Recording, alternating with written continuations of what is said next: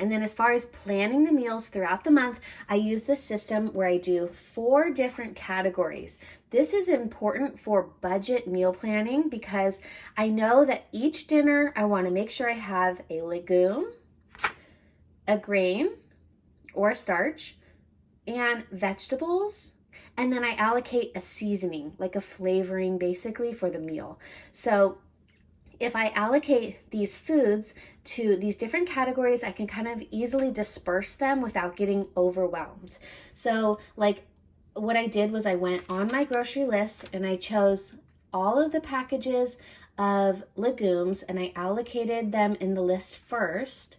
Then I paired those with a grain, and then I paired them with some vegetables, and then I decided at some point in time in that planning process what I wanted the flavoring to be.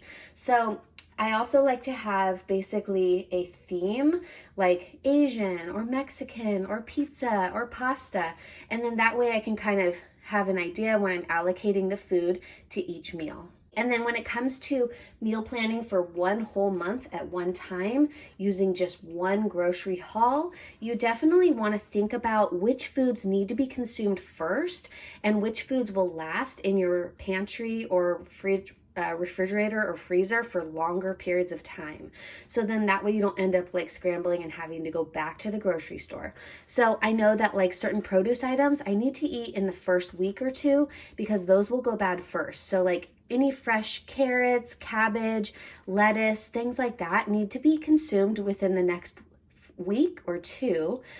Then I can move on to using some of like my frozen vegetables for the remaining weeks 2, 3, and if there's remaining 3, 4, and if there's a 5th week. So that way I can kind of spread the vegetables out throughout the month without ending up, like spoiling food or using like frozen stuff in the beginning and then realizing, oh my gosh, I don't have enough for later in the month. So basically the first 2 weeks, I focus on perishable first. Then the second 2 weeks, I focus on pantry and freezer items.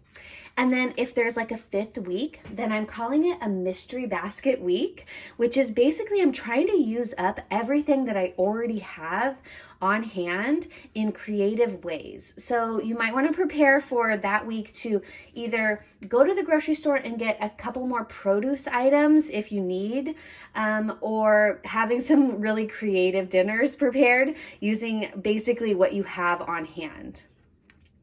So stay tuned throughout this month because this is what I'll be sharing as videos. Like I'll be sharing how to